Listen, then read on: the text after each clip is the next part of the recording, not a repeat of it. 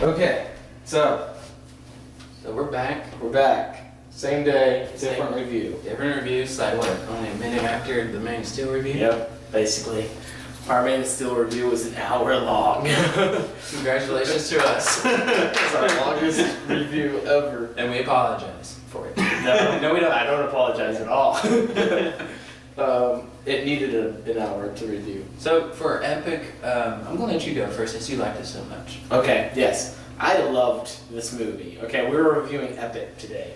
I loved it. I think really the main reason why I loved it so much is because when I went into the movie, I was expecting just a simple little fun kind of, this is something I would put on, if I had kids, and I would just kind of put it on and the kids could just watch it whenever, and just a simple little fun movie. That's what I was going into it expecting to find, like a 6 or a 7 out of 10 kind of thing. Kind of like Secret World of Ariadne. That's what I was expecting from this movie. I wasn't thinking exactly. That's what I was expecting from this movie. But Esty really wanted to go see it, so we went into it and right from the beginning, I was already like engaged. I was already like, whoa, okay, this is cool. I didn't like the voice actor for the Queen. I don't know if it was Rihanna or Beyonce. I don't remember who it was, but whoever it was, whichever one of those it was, she doesn't need to voice act. Okay, maybe she's a good actress alone, but she doesn't need to do voice acting. It's not her thing. If I remember correctly, Rihanna was in Battleship and Beyonce was Epic. Okay, Beyonce. So I don't think Beyonce needs to do any more voice acting. It just did not work for me. There's an art to voice acting, and she doesn't have this skill. I don't think she can act at all. Probably not. Neither is Rihanna. She did a horrible job in Battleship. Yeah, I didn't even see Battleship, but anyway. And you brought it up in the Superman I did.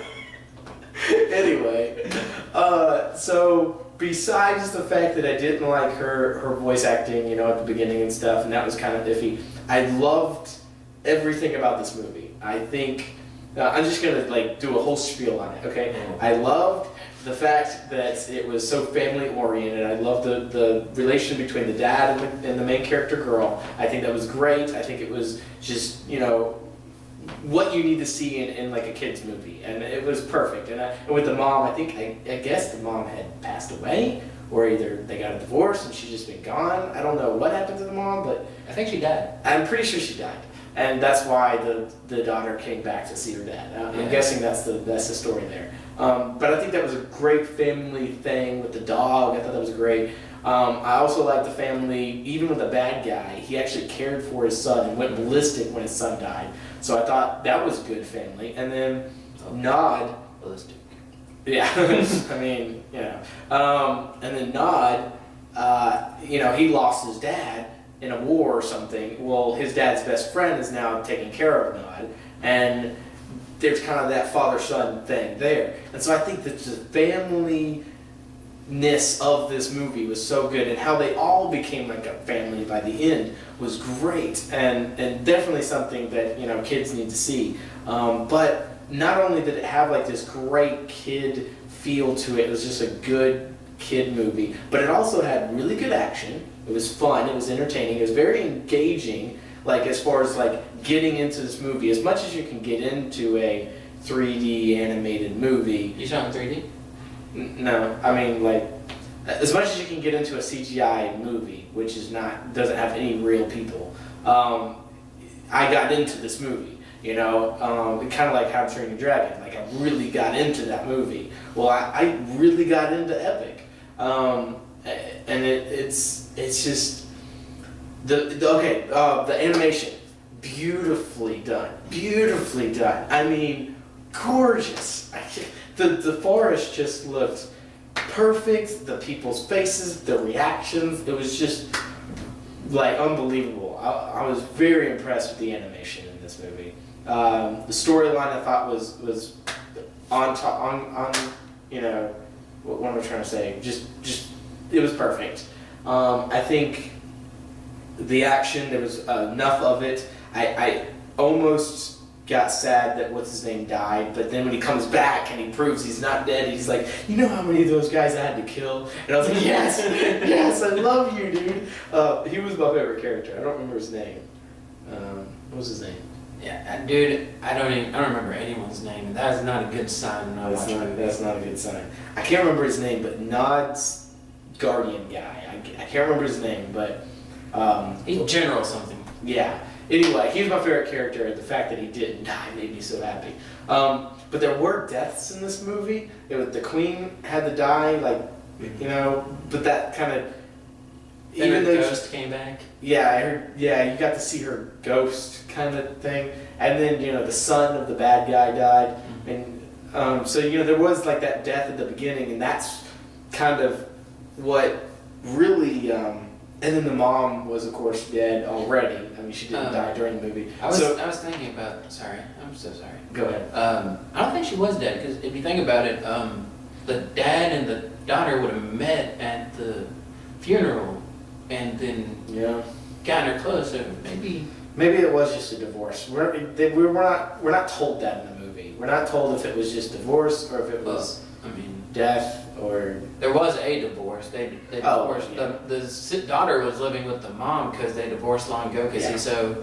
So we don't know why she was moving with the dad. We don't know if she was there for the summer or forever. Yeah. That much was not explained. That wasn't really explained well. Anyways, go back. But I think, I mean, I could talk all day about how good this movie was, really. I just loved the look of it, loved the feel of it, loved the comedy. The snail and the slug were hilarious. And the people that got to voice those two characters were brilliant. I mean, just perfect. I think the caterpillar that came in to play, I think not only did they voice him brilliantly, but he was such a good character. Like, it was just like, he was a fun character. I mean, honestly, like, this movie was great. I don't know, I can't really say enough about it that was good. If I had to give it any critique, though, I'm going to shut up about the good things. If I had to give it any critique, I think the things that I would have changed was, for Nod, I think they should have developed his character more. I think that understanding kind of a backstory of him and his dad in the first place would have been nice. We were kind of thrown into it, and I didn't really get too engaged with that character. I got really engaged with the girl, the main character girl, but then Nod, it was kind of like, he wasn't developed enough. I think they could have done better with that character, and I feel like I was missing something from him. So they could have done better with him, but of course they had, you know, a limited amount of time, I guess. And then what was the other thing? There were two things. I can't remember the second thing that I would have changed about this movie. Oh, the voice actor, Beyonce. I think that was kind of just annoying that her voice just didn't match the character. It just didn't match the character. But other than those two things, honestly, I thought it was really good. But I'm curious to hear Christian's side of it, because I want to see what he says, and see if he points out anything that I might have missed that was wrong with the movie. But yeah, I'll save my rating for last. But go ahead. I didn't like this movie. This is the first movie where me and him are on polar opposites. Crazy. Chronicle, I mean, we both liked it, but one didn't like it as much as the other. Yeah. But yeah. Okay, so he was coming in expecting a kids movie. Yeah. I was coming in expecting Rise of the Guardians and How to Train Your Dragon. Okay. And see, that might be the major difference, because I went into it thinking it was going to be crap, and it was awesome. And he went into it thinking it was going to be awesome, and yeah. So it went down the toilet. Expectations have a lot to do with movie reviews, but anyway. So, okay, I am going to give if I saw it from your perspective. Okay, but anyways, so I'm going to start with the good. Voice acting, it was good. I did enjoy the voice acting. I didn't enjoy Beyonce's. The only negative part to voice acting was, I think mainly with Josh Hutcherson. Well, actually with everybody, I think. But sometimes the way the voice sounded did not clearly match the face. Like at one point, Nod was, you reminded me his name. Yeah. Nod was laughing at It's the only name I remember. Because it's the only name I remember. it's an action. Yeah, that's true. That's true. And like Hiccup, his name is easiest to remember. Anyways, Anyway. so like at one point, Nod is laughing at the dad, and his voice is, his face is really big and smiling, and just it looks like he's laughing, and then the voice is like kind of. If I had to picture what Josh Hutcherson was doing, it's not a big, huge grin. It's just kind of a smirk, and it sounded like he was smirking. It didn't sound like he was smirking. I need to see this movie. It didn't match. So that was a negative. And Beyonce didn't do a good job either, but at least she wasn't in that long. Yeah. Hopefully. Character development. Character development. Okay, I'm doing positive. I'm doing positive. I'm doing negative. Voice acting was good. Animation was amazing. I will say that was awesome animation. Very nice. The action was good. I was expecting more. Well, no, I wasn't expecting more. I wasn't expecting the action to kick in so soon. Like, you see him running across the trees and everything and jumping away from the birds, and that's the very beginning of the movie. Yeah. I was thinking that was going to be when she got shrunk and had help. So I was like, we're doing this already? I was like, wow, really? But, it was good action, and then we had a break, and then we had some more action where they fight where the one guy fights that entire army and it looks like he dies. I was like, oh, that's awesome. And then they actually fight in the sky, and the battle in the sky was not that great for me.